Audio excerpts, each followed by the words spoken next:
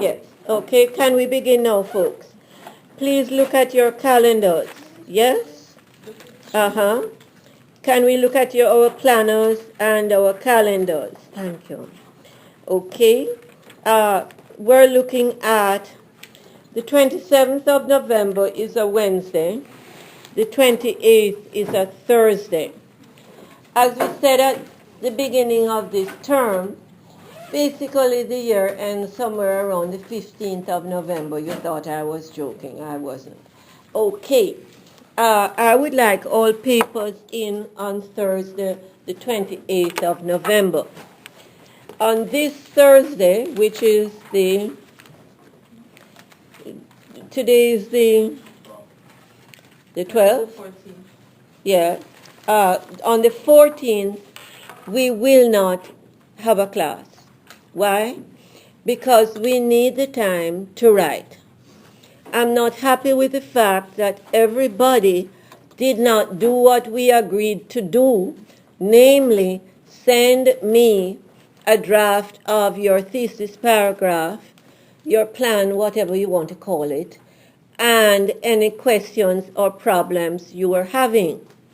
The agreement was that we would send these to me by Sunday night on this past long weekend so that I could, between Sunday and Monday night, respond to you. I've responded to everybody whose own I could open except one, Yuna Shanda. You should, during this week, send me any other plans that you have. Okay, after this week, I will not be able to respond to you. You will be on your own. Are you in agreement? Yes or no? Is this paper also final exam preparation? Yes or no? Of course it is. As we said last time, the final exam will include an essay that will require you, please listen, that will require you to discuss a theme, a topic, referring to at least two works.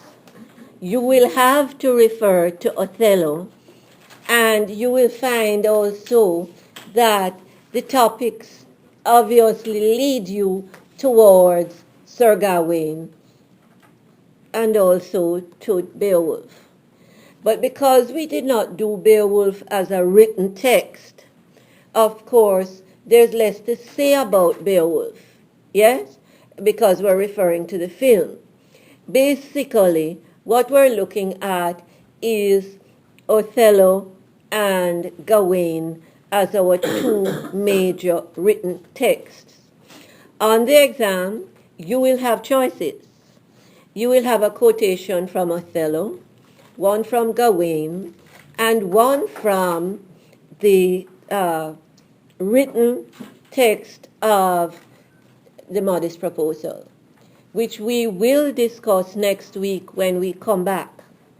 For those of us who are reading it, the Swift, the Jonathan Swift one, we will notice that basically when we come back next time, basically we have two major areas of interest.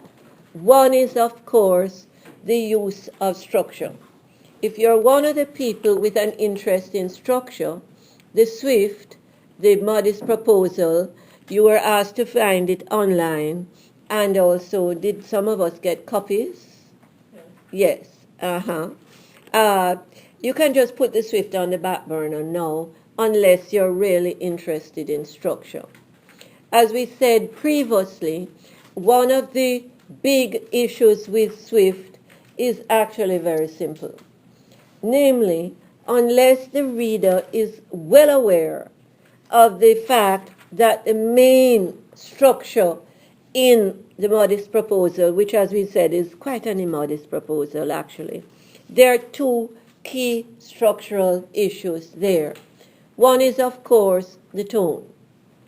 That if we miss the tone, we miss not just half of the message, we miss 3/4 of the message. It is mainly a very angry satire. It's very, very hostile angry satire. It's highly sarcastic. You will remember from English 101, for instance, that sarcasm was an angrily critical tone, which often says the exact opposite of what it means, or which grossly understates or grossly exaggerates, or makes the object of the criticism absurd. It uses absurdity, ridiculousness, to convey its angry criticism. Now, in the modest proposal, Swift is writing an imaginary letter to the Queen, saying, we have an overpopulation problem and a poverty problem in Your Majesty's constituent island, Ireland. Yes? And I have a solution. Here is my modest proposal, which I humbly support. I humbly submit to Your Majesty. What does he suggest? That the Irish people, being many of them being Catholics, have many children. And in actual fact, then, having so many children means what? Overpopulation. And they really have no means of self-support. Yes? So in actual fact, Your Majesty, I have a solution. What the Irish people have in large amounts are children. And as such then, why don't you encourage them legally, but of course not morally, to sell their children as food? And of course, the younger the child, the higher the price, because their flesh will be so tender, etc. Yes. So this is a way by which the only thing that they've got is their fertility. So use their fertility as a primary asset. Yes.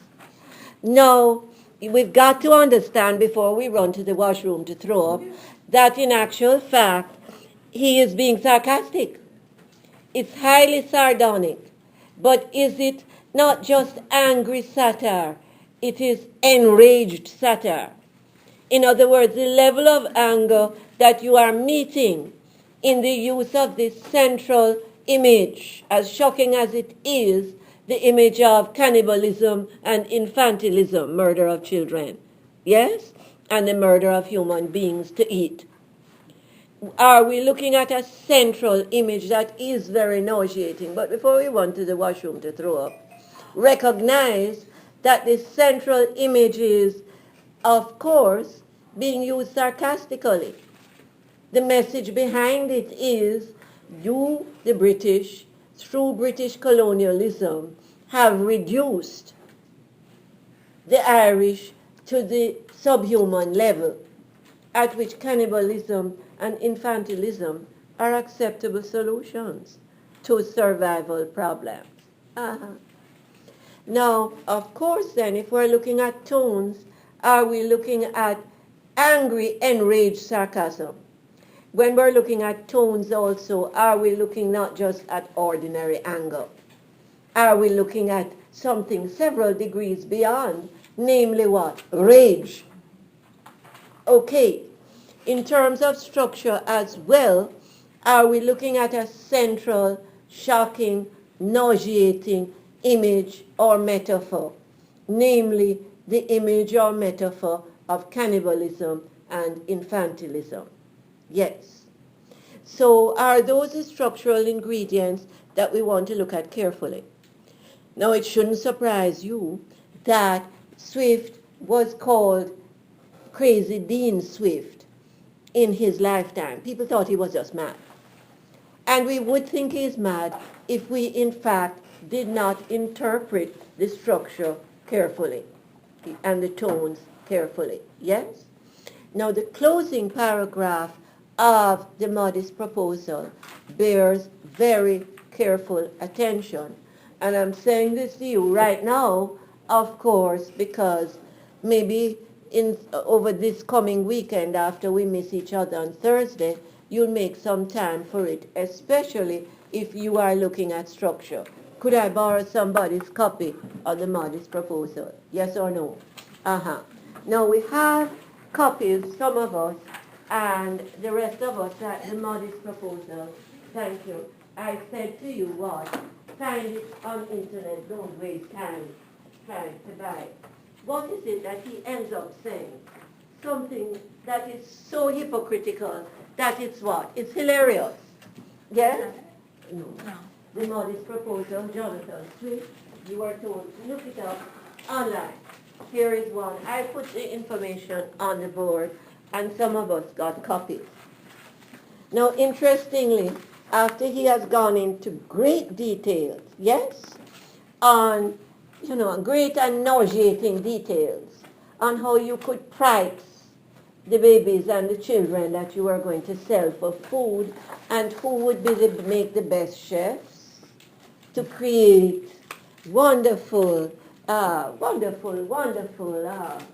recipes for the meat of children, yes? After he has gone into all of these great details, he talks about a particular American millionaire who, of course, he thinks would be interested. Imaginary but sarcastic again, yes? Does he then also use images that suggest plantation slavery? Yes?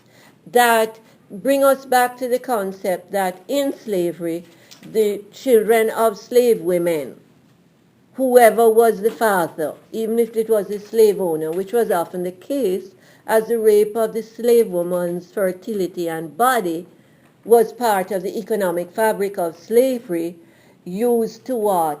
Multiply the human capital of slaves through more slave babies, because all children born of slave women were legally slaves. Okay, we have several images along the way that suggest that Ireland is one big slave plantation owned by the British government. Yes? Okay. You will notice those images as well if you have the stomach to read all of it. However, what do we also notice? That the end of it suggests to us the kind of raw hypocrisy that, undiluted hypocrisy, that of course was central to slavery. Namely, remember, the slave owners justified what they were doing by saying these people of African origin and the Africans were not real human beings. They were not made up of body, mind, and soul. Yeah. So if they didn't have a real soul as such, then of course what you did to them didn't matter. And you could still call yourself a Christian and go to church every Sunday. Yes, of course. Now, we also know historically from our history courses that, of course, part of the abolition movement was, of course, fueled by economic considerations. But it was also fueled by a Christian abolitionist philosophy that said that slavery was wrong, morally wrong, and it was running counter to Christianity. Now, of course, there was a basic level of hypocrisy then in plantation owners saying they were Christians, but nonetheless thriving off of the raw energy that came from the slaves. Exactly. And if we listen to the closing paragraph of the modest proposal, you will see that hypocrisy being mocked and satirized by Swift's first-person narrator. I will read. He closes, I profess in the sincerity of my heart that I have not the least personal interest in endeavoring to promote this necessary work. What is the necessary work? Cannibalism, infantilism, and the rearing of children as food, as capital, yes? Mm-hmm. Human capital in another sense than we use it today. Having no other motive than the public good of my country, the public good. This is good for the economy. Yes? by giving some pleasure to the rich who could afford to buy such children. Fortunately, and this is the grand irony, folks, I have no children by which I can propose to get a single penny. The youngest of my children being 9 years old, too old to be sold, and my wife being past child-rearing years. So I am suggesting then that other people's young children be conceived and born and reared to be sold for food. Cannibalized, in other words. But, I'm not going to gain from this endeavor. Because after all, my children are all too old, and my wife can't have any more children. How convenient. How very, very convenient. Now, that closing paragraph is, of course, a clincher. And does it absolutely nail for us, the readers, the sheer hypocrisy of what was going on under British colonialism. In other words, you have reduced the Irish people to an subhuman level. We can't even say an animal level, because animals are strongest and most aggressive when they're protecting their young, right? But in other words, I'm saying produce these children as capital to be sold, and we'll solve the problem. And I humbly submit this to you, and do remember that I cannot gain from this exercise. Obviously. Okay, he will not lose any of his children if this were to have been put into place. Because all his children were too old to be sold, and his wife couldn't have any more children. But he wouldn't be benefiting because he'll be eating them if that were the case. Yeah, but he's saying, I have no personal motive. I have no personal gain involved here. Okay, so those of us then who are interested in this one, especially if you're working on structure, should have a look at the modest proposal. How many more copies do we need? We didn't make any more copies. Okay. Can we continue? Yeah? 1 minute. All right. So let's go back then. Take a minute, please, to copy down what we have on the board so far. Yes? Now,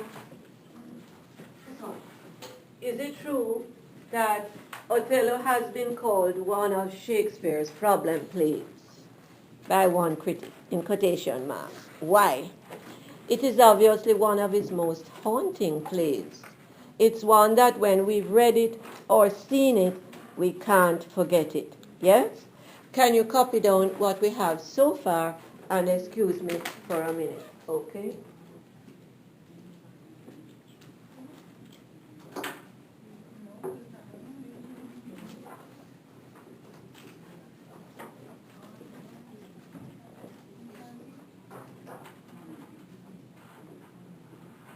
Roberto, you left already? Yeah, long ago. Where are you? Oh no. Can you come back, say, we finish here at 6 o'clock. If you could come back around 20 to 6 and take something to photocopy for us. Okay. With the same group, so maybe 25 to 6, okay? Thank you very much. Oh, yeah. We'll get some more copies of the modest proposal. Okay, let's continue. Now, those of us who have read Othello, and you should have over this long weekend, and last weekend I told you that you had to nail it on your own. Those of us who have read it recognize that, of course, as I said to you, the movie version of it, the film version, was actually amazingly true to the book. Yes? The technicolor version we saw. We mentioned a black and white version, an older version, with the British actor Orson Welles.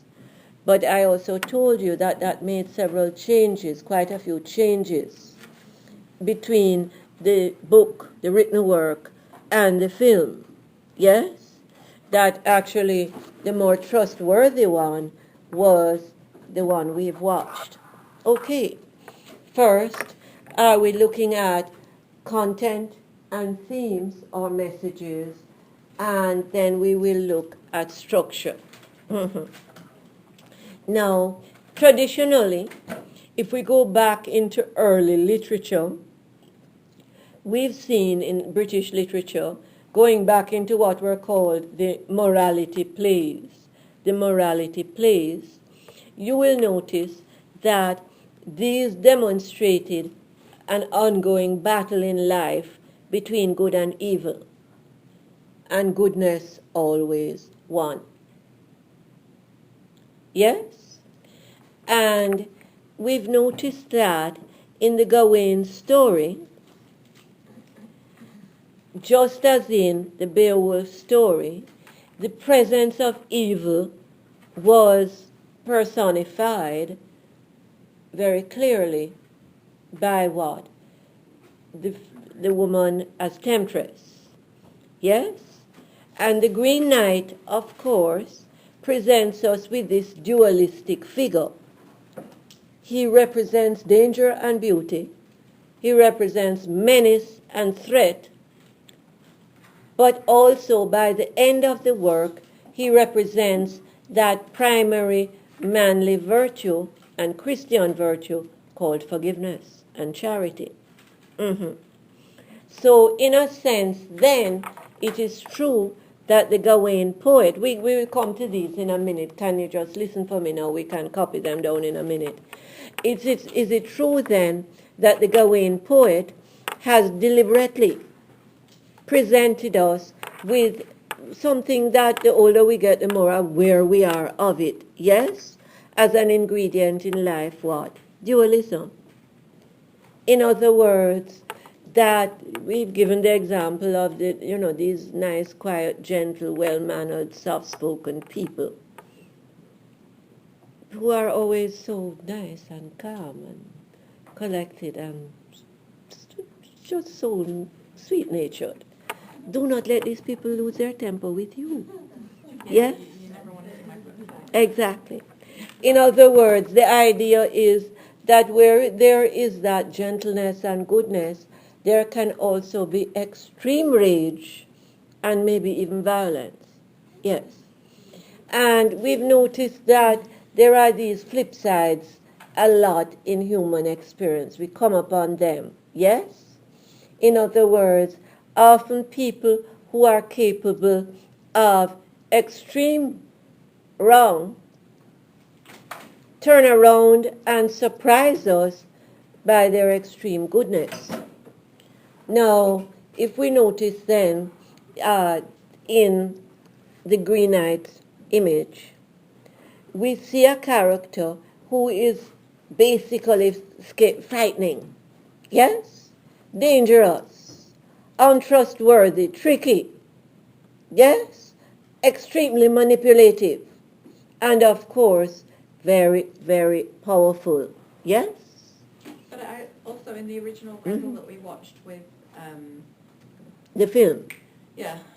He was the spirit of renewal. Well, when we watched Grendel, one thing that was very telling for me. Not Grendel, the Green Knight. No, Grendel. When we watched Grendel, when he was throwing rocks down and he was having the conversation with the Gerard Butler. I can't remember Beowulf.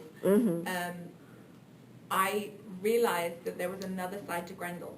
You know, everybody saw him as the big evil guy, but all he really wanted to do was to be left alone, and he communicated with the woman, and he was very human in that way. So, But wasn't acceptance by his father yeah, what he wanted? And we saw at the end, when Beowulf was dying in the water, that he put out his hand to the sun. But is this other theme then another sub-theme that recurs over and over in classic literature, and of course in psychology? The search for the missing father. Do we even see it in cartoons? There's the search, always the search for the missing father. Yeah, Grendel wanted that recognition from Beowulf. But come back to the Green Knight. We met the Green Knight originally, remember, on that version, introductory version that you brought in, Anne Michelle. We saw the Green Knight as, yes, this dangerous, frightening figure. Mysterious, yes? Supernatural, but also what? A spirit of fertility for the crops, like a god of fertility. Yes? So, do we see in the Green Knight then his capacity to take up his head after Gawain has cut it off, put it under his arm, jump on his horse, and laugh? But are we looking at the principle of self-regeneration?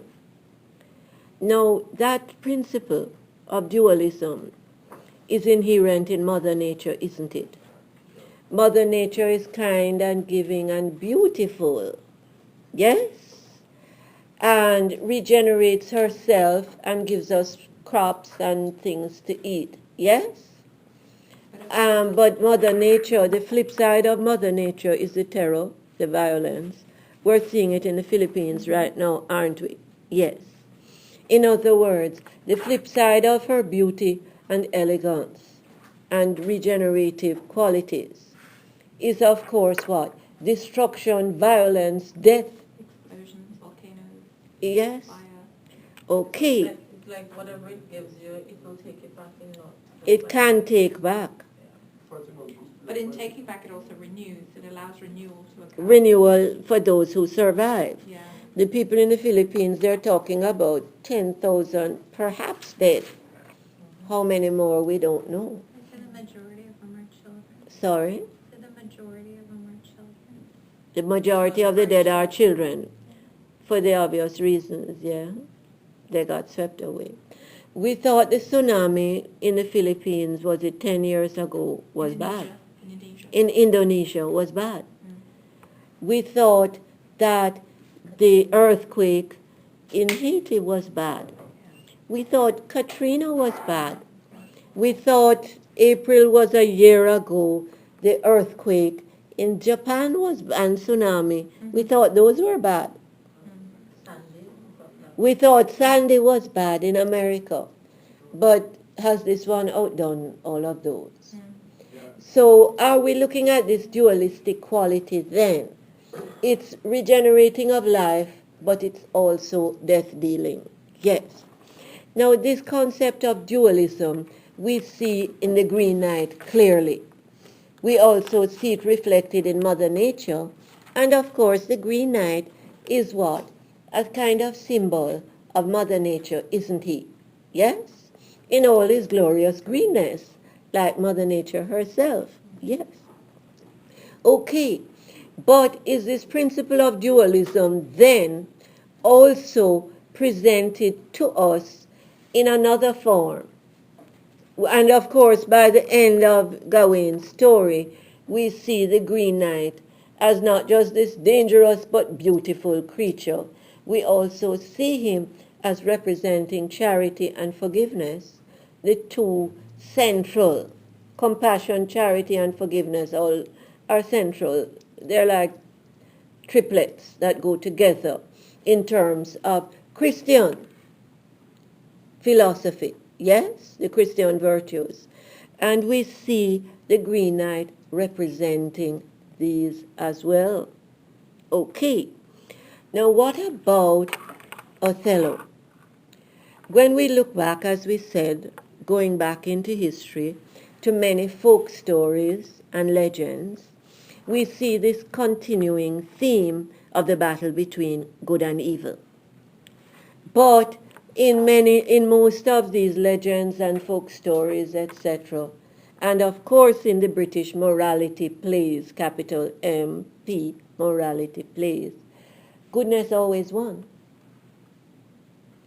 But does Shakespeare present us, does he open a whole new door, a whole new landscape, so to speak, of horror for us? Yes, in some of his plays called the problem plays, in quotation marks. why are they called the problem plays? If you look up Shakespeare's problem plays on Google or wherever, the magic phones, you will find something.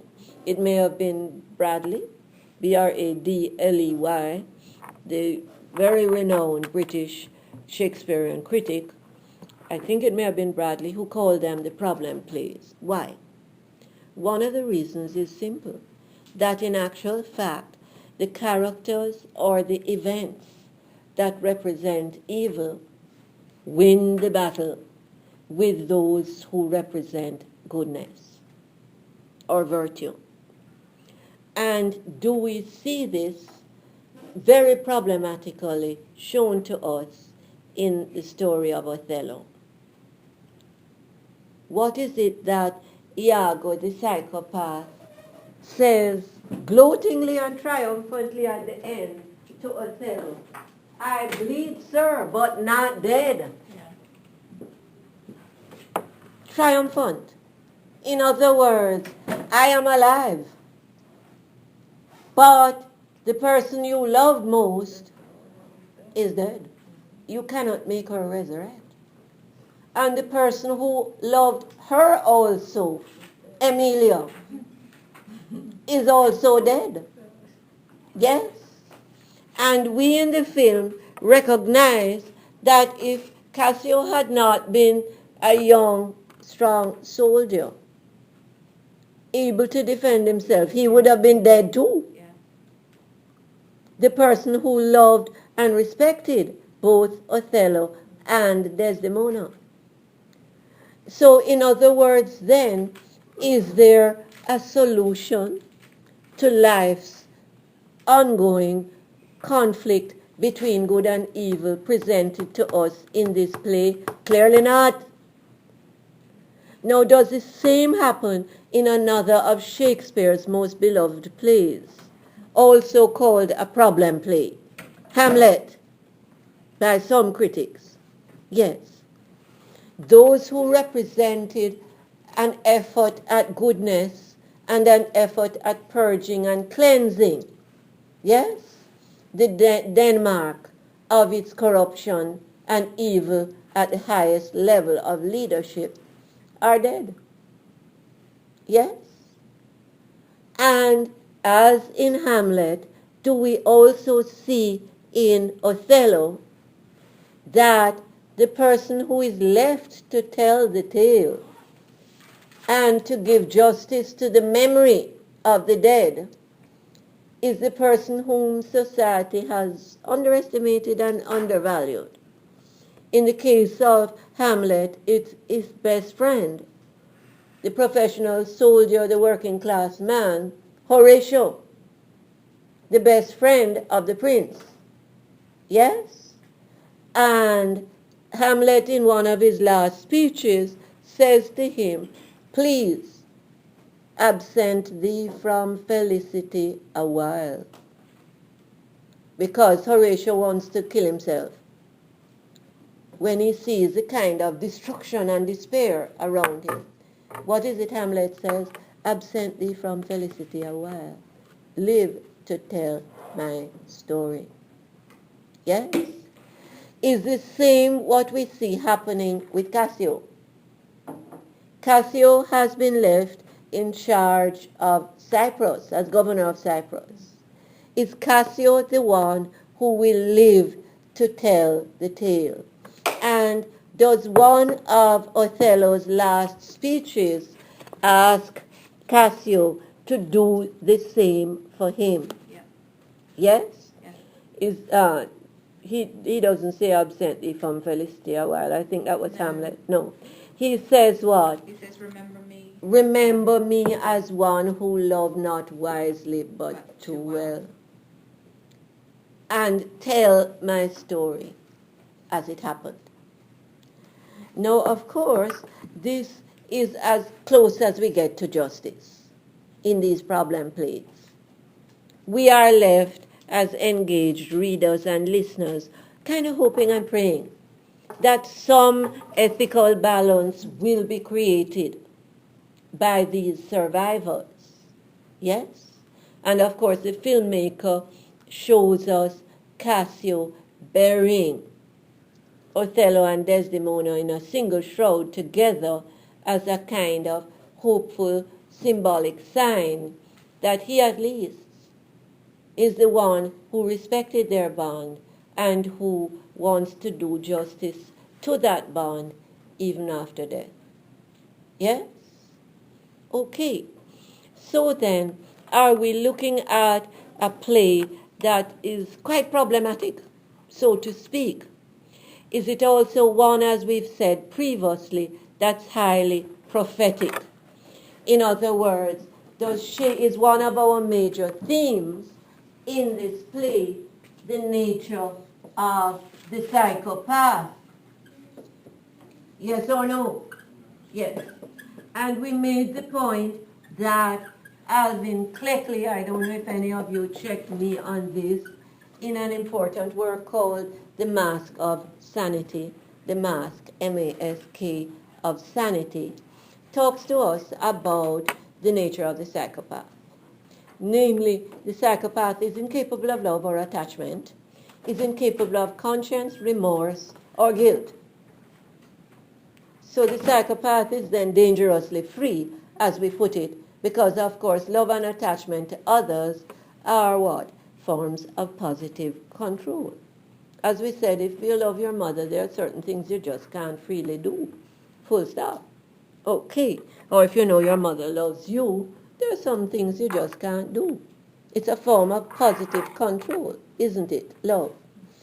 Now, of course, remember, as we've said previously, Cleckley talks about the fact that literature, precisely because unlike psychology or criminology, for instance, or psychiatry, it does not demand empirical scientific experiments, etc., to prove its theories, because it operates more on the level of the imagination.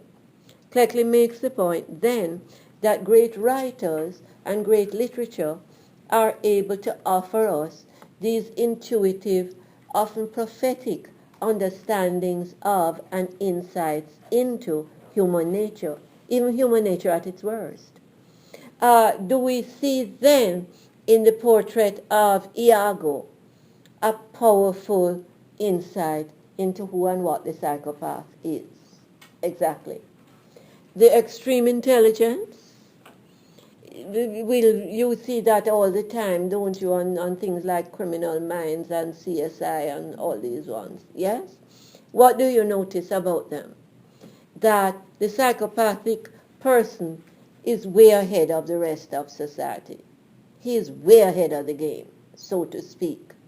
Has much, much, much more intelligence than the average person in society. As such, then, can understand fully the workings of society and the values of society. He doesn't share those positive values, but he understands them in order to do what? Manipulate them and manipulate society.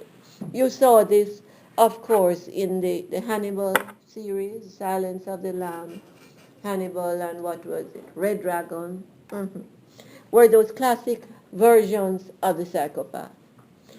Now, is Shakespeare then typical of many brilliant writers and thinkers? They are what? Prophetic. They're ahead of their times and the knowledge of their times and societies. Yes. Now, of course, is this a major and central theme in the work? The nature of the psychopath. Extreme intelligence, extreme manipulativeness, extreme narcissism, total self-involvement, yes? Inability to love or attach in any positive way to others, and what else? An inability to feel any kind of guilt or remorse, yes? No, in actual fact, does Shakespeare balance off that portrait of the psychopath with another element which is important for us to notice in terms of what? Structure.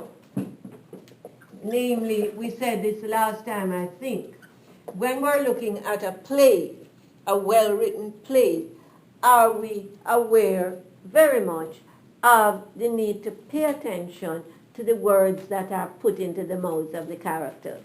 The same applies to the movies, doesn't it? Yes or no? Of course. In other words, don't underestimate the dialogue and the monologue that we are exposed to. Yes or no? Uh-huh. Okay. When we look at dialogue, are we looking at conversations between two people? Duo? Yes? Mm-hmm. Okay. When we look at monologue, are we looking at the conversation between one person and himself or herself? Some textbooks also speak of what? The soliloquy, when the person talks to himself. In the film, was this well done because the actor Kenneth Branagh, who played Iago, looks straight into the camera. He looks straight at us when he's talking to himself. Those are, I need another one of these pens.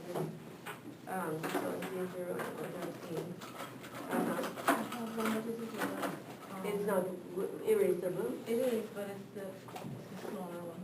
Okay. It can be erased? Yes. Okay. What, okay. What do we notice? If we're looking at dialogue and monologue and soliloquies, dialogue, monologue, soliloquies, the actual words that are put, thank you very much, into the mouths, thank you, Miss Diane, of the characters. Do they tell us who they are? Now, modern psychologists will tell us that we tend, as we said this before, haven't we? We tend to underestimate the things that people say to us when we first meet them, but this is a mistake. That many people, when we first meet them, actually tell us who they are. Uh-huh. Yes? Okay. Now, what is it that Iago, the psychopath, tells us early in the play? I am not what I am. And I hate the more. Now, these conversations between him and himself and us, we are in the role of the fly on the wall, listening faithfully, aren't we? Mm-hmm. These conversations are keys to his dualism. And it's this very frightening dualism, isn't it? Because, of course, the same man who has just told us, I hate the more, I am not what I am, turns around and pretends to be Othello's soul brother. Yes? There was this scene where he was with the knight and something by the water where he pushed it in the water. When after he finished his monologue and then he says, this night, midnight will bring, the womb of night will bring this to fruition, or this terrible birth, or something like that. Yes. Mm-hmm. In other words, Iago actually tells us, as the flies on the wall, listening, who he really is. Now, do not underestimate then the words that Shakespeare puts into the mouths of the characters, the dialogues and the monologues and the soliloquies. Is there another one that we must not underestimate? Is that the closing conversation between Desdemona and Emilia. When we see Emilia expressing her view of life and of men and relationships with men, it's a view that is very logical for her to have, given that she has been married to this evil man. She says, men are all but stomachs, and we all but food. They eat us hungrily, and then when they are filled, etc., they belch us. Are we looking at a powerful and kind of disgusting analogy? Mm-hmm. Yes. Well, maybe she's talking but she is talking quite logically from what life has taught her. Is she trying, in a sense, to give Desdemona a wake-up call? Desdemona is still in her idealistic world that says, Love is not love that altereth when it alteration finds. It is like, it is as constant and unchanging as what? The northern star. Yes? That guides the ships that are lost at sea. So, are we also looking then at, along with the dialogues and the monologues, are we looking at values analysis? In other words, this is a very short play, people. Yes? Sorry, Shakespeare has written much longer plays. what is the soliloquy? The soliloquy is the conversation between the individual with himself or herself. Yes. Some people call it the inner monologue. Okay, same thing. But pay attention to what are the words that Shakespeare puts into his characters' mouths. Yes? Remember, Shakespeare didn't have the advantages of sophisticated filmmakers and the whole Hollywood machinery. Yes? For someone with so little exposure, he really Jumped ahead of his time, Yeah. of course, with so little exposure and so little to help him. Isn't that the truth? Yes. In other words, remember, when we're looking at a work of literature or an essay, you have to look at the time when it was written and what was available to the writer then. Remember that. Okay. The conditions under which the writing was done. Okay. Then, of course, when we're looking at dialogue and monologue as structures, are we also looking at tone, of course, figurative language, of course, the language, the actual words that are used, yes, and the suggestions behind the words. They're all but stomachs and we are all but food, and they belch us. In other words, is the tone there suggestive of the disappointment and the degradation that Emilia has been through? Yes? Okay. But are we looking at the very important level of values analysis? Now, does values analysis then combine both form or structure and content or theme? Yes or no? And is the values analysis the door that opens the way to many, many important themes of the content? Yes or no? Good versus evil, the nature of virtue, survival, the nature of the psychopath, yes? What else? Commitment, lust versus love, yes? Friendship, betrayal, the whole works. Okay. The nature of virtue. Okay. So are we looking then, when we look at values analysis, at a huge umbrella under which we find many, many, many of the crucial themes of the work? But is the level of values analysis something that we can also see as a structural element, a kind of structural umbrella under which the writer houses many of the important themes? Now remember to go back to George Lukács, the writer who tells us about form and content analysis, yes? I tried reading that. Yeah, it's difficult. Yeah, because it's being translated. Was it Czechoslovakian originally? So I guess you'll just have to trust me on it, yeah? Okay. But in actual fact, are we looking at a powerful statement from Lukács when he says that, of course, form and content are, structure or form and content or theme are these almost indivisibly connected levels in the work. And he tells us, of course, but that there is no content, no mature content that is not related to the important level of what he calls the worldview.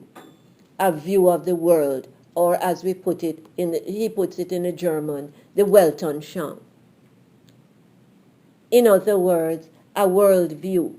What is a world view? A way of seeing the world, a way of seeing life. And what will govern the way that we see the world and we see life? Our values. So you understand then why it is that values analysis is this important link between form and content, of structure and theme. Yes.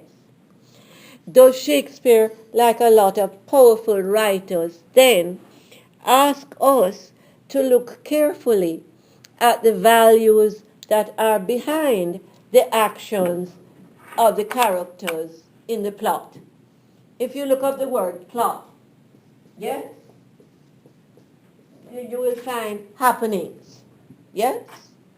There's a British critic called E.M. Forster in a very useful but old work called Aspects of the Novel.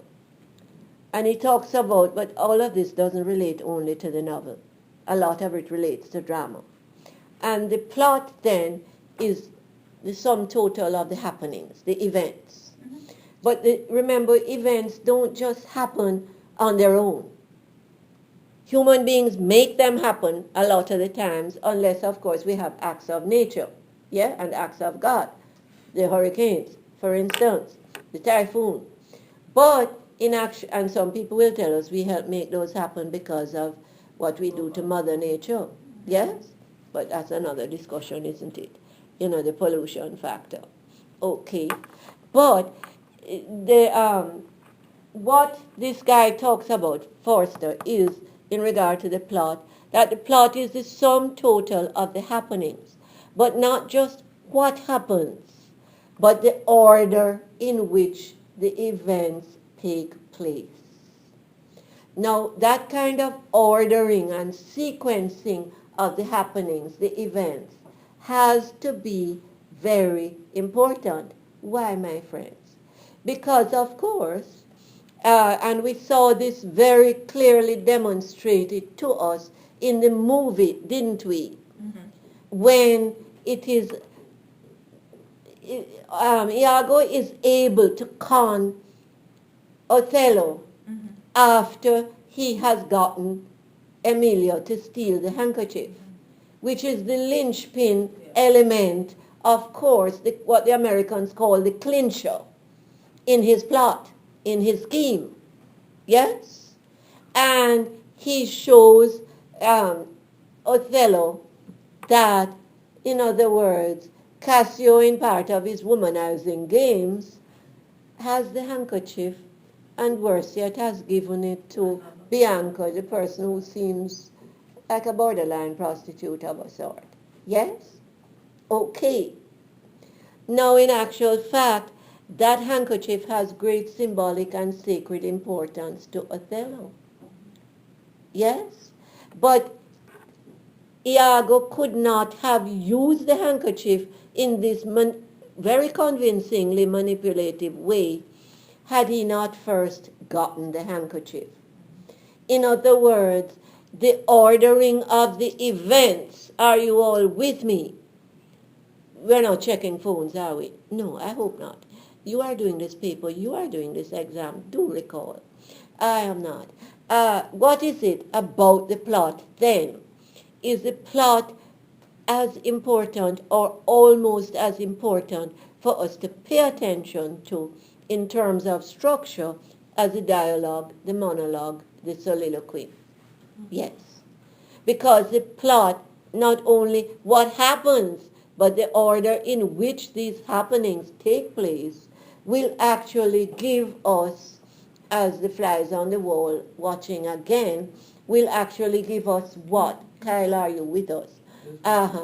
Will give us a sense of why the characters react as they do. In other words, it would be easy to dismiss Othello as gullible, totally gullible, and what else?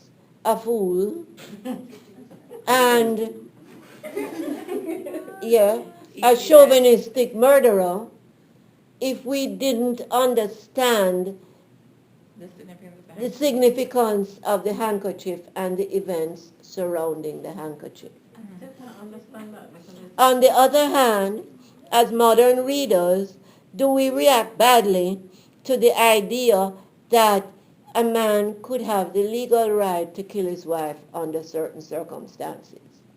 Yes. Now, do we then have to make a kind of jump and leap of the imagination? Yes. Now, is this where again Shakespeare's brilliant writing comes into play? Remember that many, many creative writers do what? They actually continue. It's like they're having a conversation with themselves or with their readers over time. And they continue to deal with some of the same ideas in a number of their works. Say, for instance, we notice with Shakespeare that the theme of power recurs through many of his plays. Yes or no? Yeah. Yes.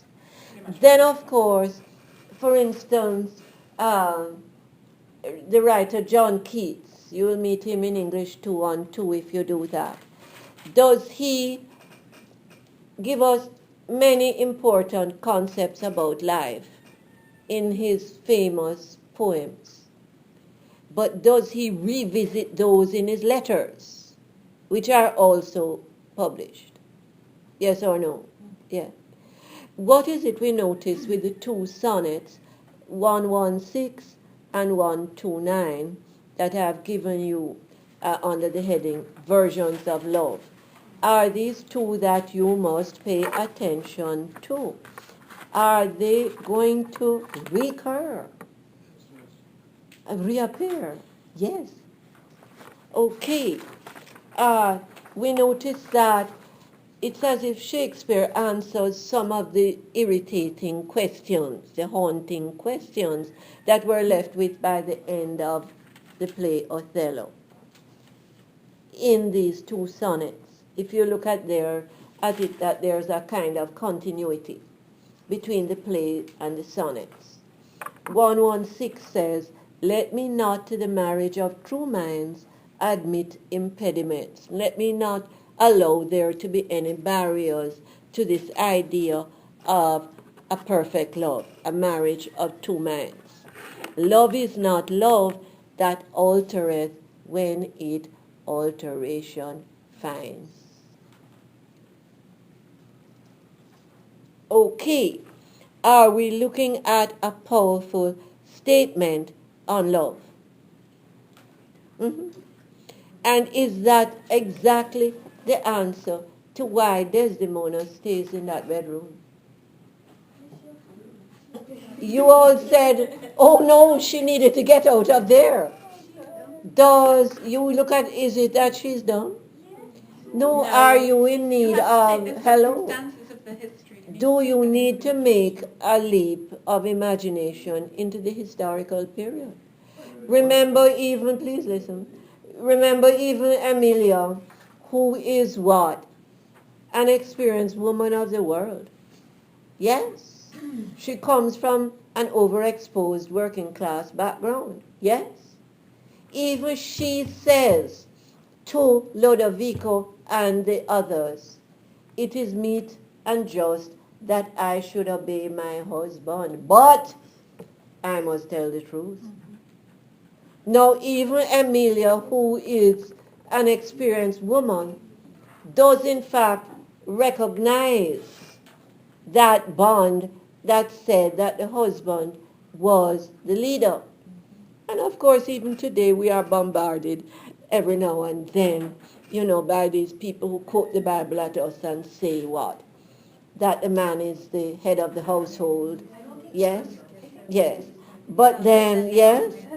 Uh-huh. They always get the one about Yes, they do. Especially around Father's Day, yes? Uh-huh. But they don't quote at us quite so often the one that says, men, love your wives as Jesus loves the church. Exactly. But even today in this day of That's the women's first time I've ever heard liberation. that. Yes. Uh-huh. I've never heard that. You never heard that I've one? never heard that before. That one is news to me. But Diane, I'm sure you've heard it. I didn't dream it up. Oh, that's Uh-uh. right. No, I no doubt it exists. I've just never heard it. No, it says to the men, love, is it, I don't read the Bible. That's it. I'm not sure which book it comes from, yes, It's never convenient of the to be Bible. told to be. But in actual fact, can we continue? If we're looking at the character of Desdemona, don't dismiss her as a weak, dummy person. Yes? Was she in actual fact acting out what she had learned as the overprotected child of a very protective, wealthy, very patriarchal father figure? Yes? In the beginning, she says, my mother's first obligation was to you, and so is mine, but here is my husband. Okay, so does Desdemona then express the concept of the woman as subject to the man? Yes. But does Emilia, in her conversation with Desdemona, say that the men should not accuse us of wrongdoings, because any wrongdoings we do, we have learned from their negative examples. But in the end, it's that same Emilia who says it is meet that I should obey my husband, but I must tell the truth. And then does she say prophetically and intuitively and as a kind of foreshadowing, if you're looking at the structure, perhaps I will, Iago threatens her and says, get thee home, charm thy tongue. And she says, perhaps I will never go home. Has she heard the threat? Of course. But does her courage, her fortitude, make her stand up for Desdemona's reputation? Yes. Okay. On the other hand, if we are puzzled by what Iago does, and we're left with this question, why? Yes?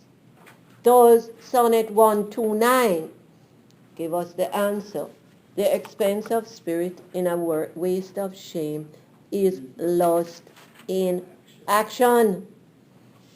Is that an explanation of all of these nauseating negative sexual images that come out of Iago's mouth? He says your daughter and the Moor are making the beast with two backs. Okay. Even now, an old black ram is topping your white yoke. In other words, does he project sexuality as something purely animal? And you notice the sexism and the racism involved. Of course. Okay, so then, are we also led into another aspect, another huge umbrella, which of course explains a lot to us? We've discussed it previously, the twinning of characters and the alter ego relationships. We've discussed those. These are structural ways by which Shakespeare shows us these often invisible bonds between the characters, which reflect, of course, some of life's interesting relationships between human beings. You know, the alter ego, the best friend who is completely different from us, but who is nonetheless our flip side, our other self. And of course, we've talked about another important umbrella, which was what? Another important structural umbrella, which houses a lot of themes. This is what? Environment as character. We talked about the fact that all the negative things happen in Cyprus, all the positive things happen in Venice. Yes? And then, of course, do we have some very important themes which work as a kind of thematic umbrella for us and very much part of the messages of the play, the content of the play. These are, of course, the world of the male world and its principles or values, and the female world and its principles or values. Now, this also may answer some of the modern female readers' questions about Desdemona and Othello. Why does Othello trust a stranger, Iago, more than he trusts the woman who has in fact proven her commitment to him by leaving her father, her home, and her country to be with him? Yes or no? The world of the female. Is that world on the board? Some of it. The female world and its principles or values, these are courtesy of Marilyn French. We spoke of her, didn't we? And her big work of criticism, literary criticism, called Shakespeare's Division of Experience. And she says, in other words, that this is a book that shows us the world and human life and society as divisible into two worlds. There is a male world and there is a female world. And each of these has its own principles and values. And these are some of the main ones. The female world is marked by nurturing, family life, and romance, and marriage. Yes? Then sex as an emotional value. Love and commitment, and of course, intuition as a way of understanding life. The male world, on the other hand, which is where Othello has lived his whole life, is marked by power and violence, sex as an appetite, competition and confrontation, and of course, logic, yes, in quotation marks, so-called logic, yes, okay. And does each of these worlds then have its own language? Of course. In other words, do men speak to each other on a certain level? And do women speak to each other on their own level? Yes or no? Relate to each other. Yes. You've heard the expression that says, maybe you have conflicts at work, etc., or you've seen this in life, that, or your older brother says to you, but don't you realize so and so, yes, about this guy you're dating?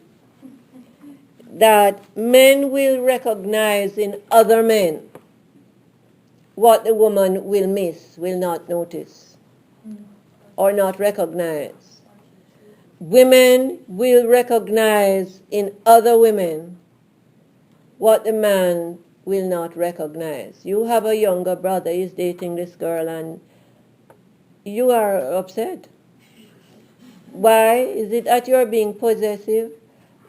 There are things about her as a woman that you have noticed that he would not notice. In other words, that gender is not simply a biological difference between male and female. That gender, in fact, relates to ways of perception, modes of perception, as well as to values and styles of operating, what the Americans call the modus operandi. Does that make sense? Now, if that is the case, if Marilyn French is right, don't start packing up, please pay attention. Is it true then that we can understand more clearly why it is that it is easier for Othello to trust Iago than Desdemona because they live in two different worlds? Yes. Othello tells us in the beginning, since he had 7 years, was it, that he has lived in the tented world of the army. The male world. So is it easier then? You've heard this expression, the old boys club. It could also Mhm. you could also understand that because Othello was thinking that Iago has been married for so much longer than he has. Maybe. So from an older man's point of view, maybe I should listen to him too. In other words, sorry? 28? I don't know, but remember Iago, even his costuming as a metaphor, comes across as, I'm your good friend. I'm this down-to-earth, ordinary, salt of the earth person you can trust. Yeah? Okay. So in other words, does Iago come across with his costuming and his down-to-earth style as what? A very trustworthy good friend. And maybe more predictable than Cassio, who comes across, certainly in the beginning, as what? The ladies' man. And, the potential alcoholic, perhaps. Okay. So then, do we understand a bit better why it is that these two worlds will have to collide? And there will be victims. And of course, who will create and catalyze the victims? The psychopath. Mm-hmm. Now, are there characters then, if you're looking at these two worlds, are there characters who can move from one world to the next and understand the values and language of both worlds and manipulate these? Yeah. Who is that character? Iago Well, also first, and then Emilia. But does Emilia always follow several steps behind Iago? Yes. I don't think Yeah. Emilia really manipulates. She doesn't manipulate, does she? She doesn't have that manipulative motivation that Iago has. Okay. Can we wrap this up then? Yes? Sorry? No. Can we wrap it up by saying then that if we look at, I just wish you would keep still. Can we wrap it up by saying that basically this is a play in which there is a very tight connection between the level of form and structure and content or theme? Yes? And is that part of its power? Yes or no? sorry, I didn't hear that. Is there a very close connection between form and content, that is structure and theme? Mm-hmm. Yeah. Is that part of why it is so dynamic? Yes or no? And of course it seems like love versus lust, envy, jealousy, friendship, betrayal, all of those timeless themes, are they of course part of its timelessness? Yes, of course. It's one of Shakespeare's problem plays, but it's also one of his more timeless and haunting plays. Okay, thank you. Now we will not meet on Thursday, and you will during this week, if you want any response or help from me, email me your plans. We will meet again next week this time. Thank you very much.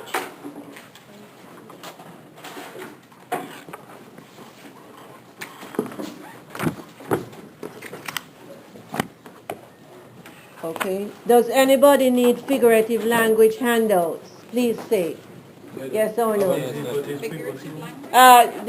Hello, folks. Before we leave, the modest proposal is there. Roberto has done that. Thanks a lot. Did you hand out anything today? Yeah, we handed out lots of things. Thanks, Jason. Yeah. I'll leave it here because I really don't care about that job. Here we are. Please get the modest proposal from Roberto before you leave. JC, can you hold on a minute for me? Did that help to wrap things up? Yes. I hope. Okay. Thanks, Roberto.